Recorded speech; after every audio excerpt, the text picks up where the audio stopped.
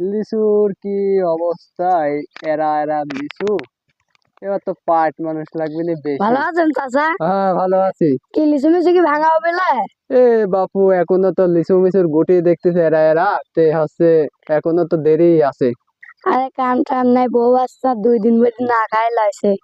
বউ বাচ্চা 2 দিন না খাই লাইছে। ও তে এইদিকে তে হচ্ছে, তোমার হচ্ছে সংসারে কয়জন আসবো? আমার সংসারে মনে হয় 3 জন আছে। আমরা না খাইলে 2 দিন ধরে। ও, তে এখন তো তো লিচু ভাঙা তে 1-1.5 মাস দেরি আছে। হুম তে তুমি এক বুদ্ধি শোনো, হুম। তুই আমার বাগানে কি কাজ করবি নি? হ্যাঁ স্টপ করতে একটু। এই যে, তে তোমার সংসারে তো 3-4 জন খানি আলা, তে আমার তো লিচু এখনো তো পাকতে দেরি আছে, এখনো 1-1.5 মাস। তে তুমি এক বুদ্ধি শোনো, তুমি আমার লিচু কি ভাঙবি নি? হ্যাঁ।